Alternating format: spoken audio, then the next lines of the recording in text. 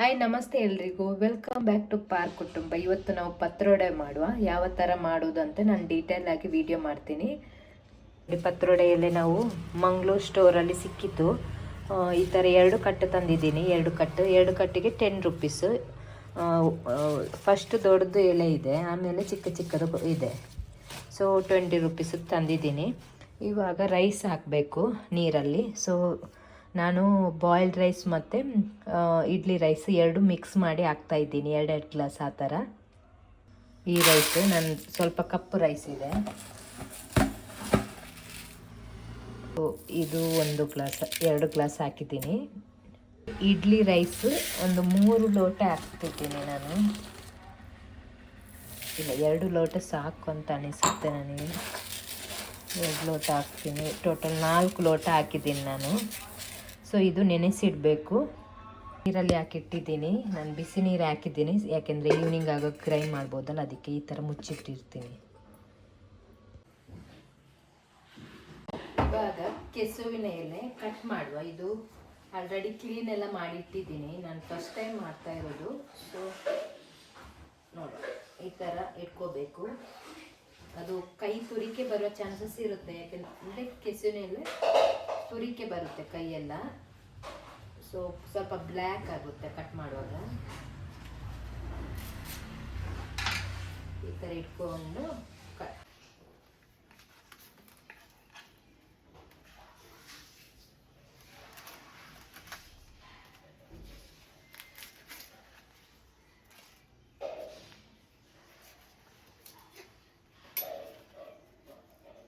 ಈ ಥರ ಚಿಕ್ಕದಾಗಿ ಕಟ್ ಮಾಡಬೇಕು. ಒಬ್ಬರು ಏನು ಮಾಡ್ತಾರೆ ಅಂದರೆ, ಈ ಎಲೆಗೆ ನೀವು ಅಕ್ಕಿ ಎಲ್ಲ ಗ್ರೈಂಡ್ ಮಾಡಿ ಹಚ್ಚಿ ಮತ್ತೆ ಕಟ್ ಮಾಡ್ತಾರೆ. ಬಟ್ ನನಗೆ ಈ ಥರ ಇಷ್ಟ ಆಗೋದು. ನಮ್ಮ ಸೈಡೆಲ್ಲ ನಾವು ಇದೇ ಥರ ಮಾಡೋದು.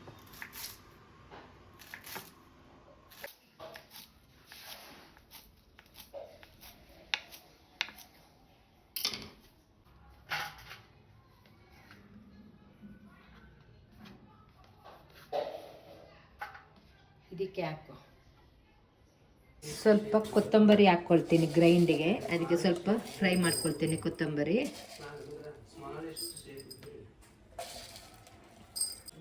ಡ್ರೈ ಆಗಿ ಮಾಡ್ಕೊಳ್ಳಿ.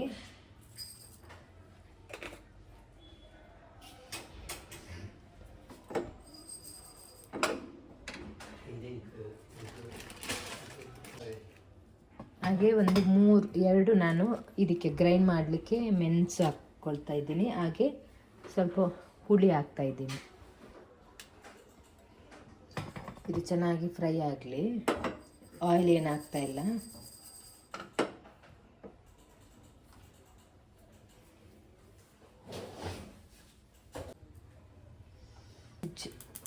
ಈಗ ಇದು ಫ್ರೈ ಆಗ್ತಾ ಇದೆ. ಏನು ಮಾಡ್ಕೊಳ್ಳುವ.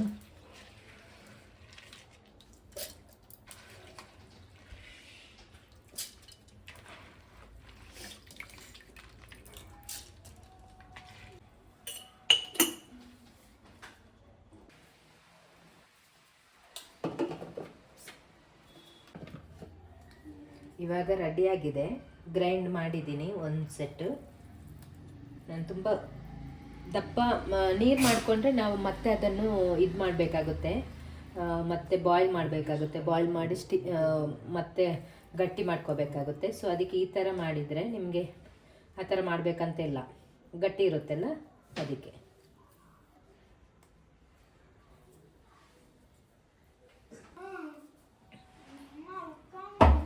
ಈಗ ಮತ್ತೆ ಗ್ರೈಂಡ್ ಮಾಡಿದ್ದೀನಿ, ಇನ್ನು ಸ್ವಲ್ಪ ಇದೆ.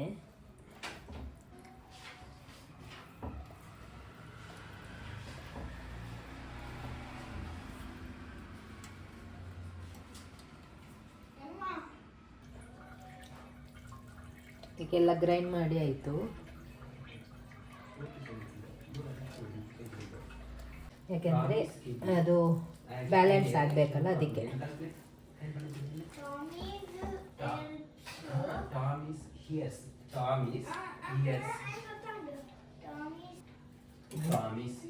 ಇವಾಗ ಎಲೆ ಮಿಕ್ಸ್ ಮಾಡ್ಕೊಳ್ಳುವ.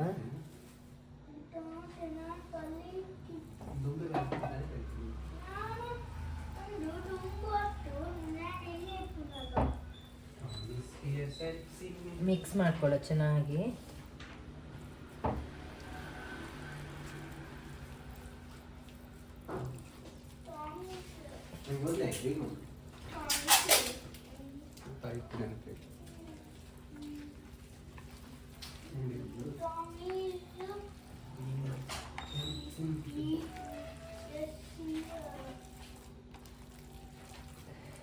ಮೊದಲು ನೀರು ಬಿಸಿ ಆದರೆ ಮತ್ತೆ ಬೇಗ ಬೇಯುತ್ತೆ. ಅದಕ್ಕೆ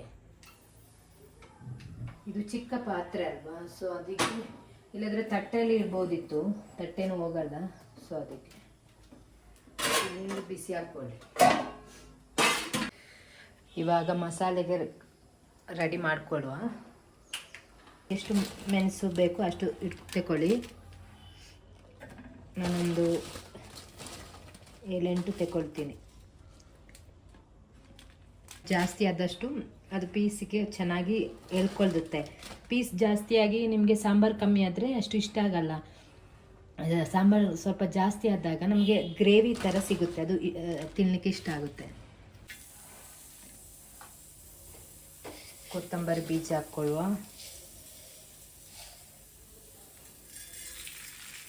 ನೀವು ನೋಡ್ಕೊಳ್ಳಿ, ನಿಮಗೆ ಎಷ್ಟು ಸಾಂಬಾರು ಮಾಡ್ಕೊಳ್ತೀರ ಅದರ ಮೇಲೆ ಡಿಪೆಂಡ್. ಮಸಾಲೆ ಕಡಿಲಿಕ್ಕೆ ಜೀರಿಗೆ ಹಾಕ್ಕೊಳ್ತೀನಿ, ಸ್ವಲ್ಪ ಮೆಂತ್ಯ ಹಾಕ್ಕೊಳ್ತೀನಿ. ನೀವು ಸಾಂಬಾರಿಗೆ ಏನೆಲ್ಲ ಹಾಕ್ತೀರ ಅದೇ ಹಾಕ್ಕೊಳ್ಳಿ.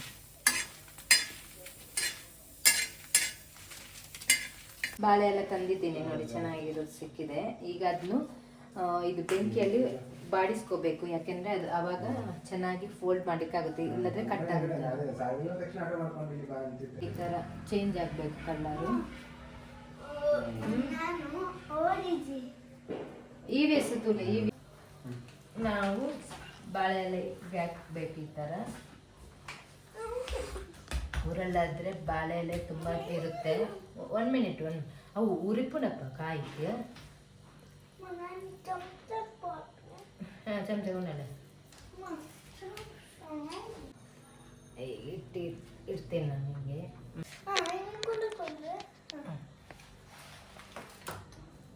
ಒಂದಂತೆ ಬಾಟ್ಲೆ ಬೂರ್ ಪೌಚಿ.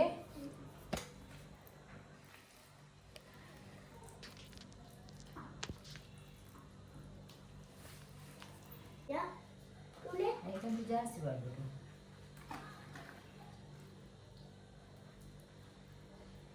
ಒಂದು ಲತ್ತಿರೆ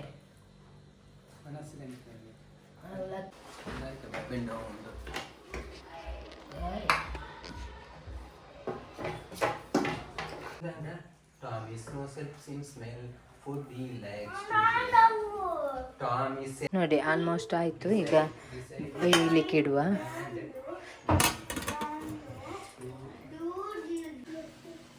ಇವಾಗ ಮಸಾಲೆಗೆ ಗ್ರೈಂಡ್ ಮಾಡುವ.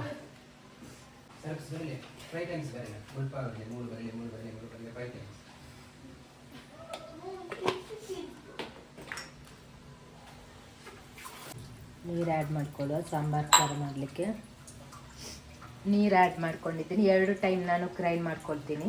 ಗ್ರೈಂಡ್ ಮಾಡಿಟ್ಟಿದ್ದೀನಿ.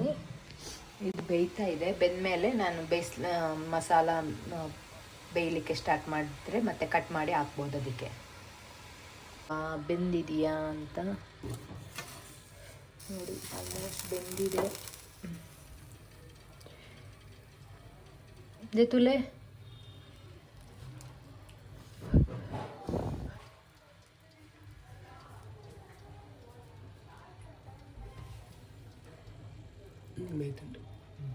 ವಾಪಸ್ ವೈಪೇರುಂಟು ತೆಂಚೆ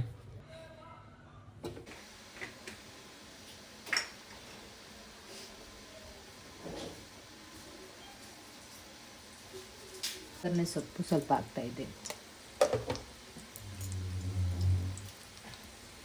ಸ್ವಲ್ಪ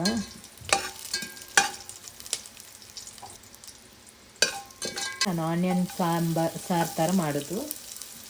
ಈರುಳ್ಳಿ ಸಾಂಬಾರು ಮಾಡ್ತೀವಲ್ಲ ಆ ಥರ. ತುಂಬ ಸ್ಪೈಸಿ ಏನು ಬೇಕಂತ ಇಲ್ಲ.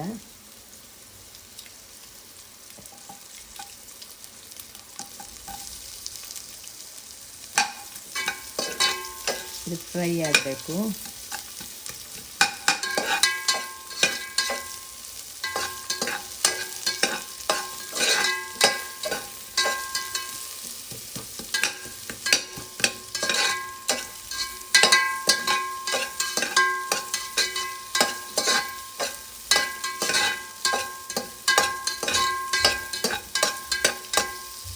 ಫ್ರೈ ಆಗಬೇಕಿದೆ, ಸರಿ ಚೆನ್ನಾಗಿ ಫ್ರೈ ಆಗಲಿ, ಆಮೇಲೆ ಸಾಂಬಾರು ಹಾಕುವ. ಇವಾಗ ಆಲ್ರೆಡಿ ಗ್ರೈಂಡ್ ಮಾಡಿರೋ ಸಾಂಬಾರು ಹಾಕ್ತಾ ಇದ್ದೀನಿ.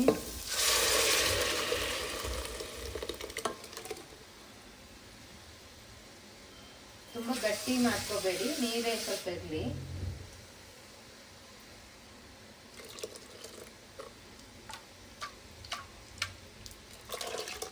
ಇದು ಚೆನ್ನಾಗಿ ಬೇಯಬೇಕು. ಇದಕ್ಕೆ ಉಪ್ಪು ಹಾಕುವ, ರುಚಿಗೆ ತಕ್ಕಷ್ಟು ಉಪ್ಪು. ಸಾಂಬಾರಿಗೆ ಇದು ಚೆನ್ನಾಗಿ ಬೇಯಬೇಕು. ಆವಾಗ ನಾವು ಇಲ್ಲಿ grind cut ಮಾಡ್ಕೊಳ್ಳುವ piece ಪೀಸಾಗಿ.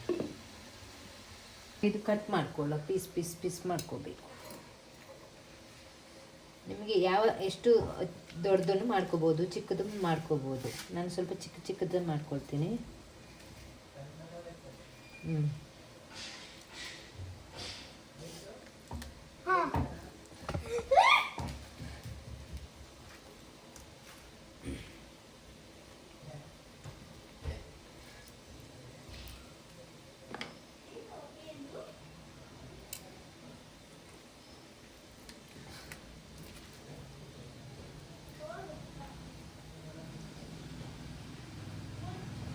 Sambar almost ಬೆಂದಿದೆ.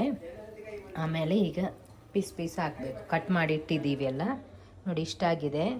ನಾನು ಟೋಟಲ್ ಒಂದು 4 ಗ್ಲಾಸ್ ಹಾಕಿದ್ದೀನಿ ಬಾಯ್ಲ್ಡ್ ರೈಸ್ ಮತ್ತು ಇಡ್ಲಿ ರೈಸ್. ಸೊ ಇಷ್ಟ ಆಯಿತು.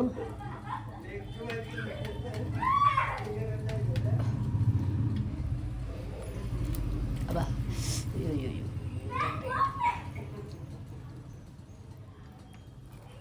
ಎಲ್ಲ ಇಷ್ಟ ಆಯಿತು. ಎಲ್ಲ ಹಾಕಿದಾಗ ಫುಲ್ ಆಯಿತು. ಈಗ ಇದು ಬೇಯಬೇಕು, ಸಾಂಬಾರು ಜೊತೆ ಬೇಯಬೇಕು, ಗಟ್ಟಿ ಆಗಬೇಕು. ಸಾಂಬಾರು ಗಟ್ಟಿ ಆಗಬೇಕು ಇದರಲ್ಲೇ ಬೆಂದು. ತುಂಬ ಗಟ್ಟಿನೂ ಆಗಬಾರ್ದು, ಸ್ವಲ್ಪ ಗ್ರೇವಿ ಸಿಗಬೇಕು ಬಾಯಿಗೆ ನಮಗೆ ಸಾಂಬಾರು. ಇದು ಬೇಯಲಿ ಈಗ.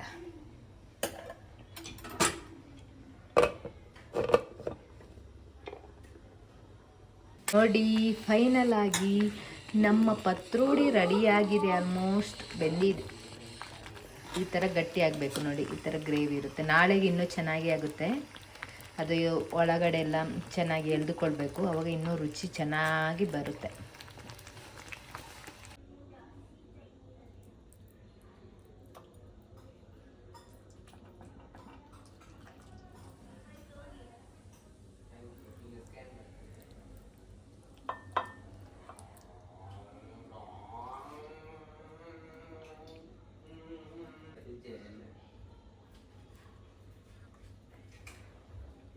ಫೈನಲಿ ಬಿಸಿ ಬಿಸಿ ಪತ್ರೊಡೆ ರೆಡಿಯಾಗಿದೆ. ಇವಾಗ ಟೇಸ್ಟ್ ನೋಡುವ.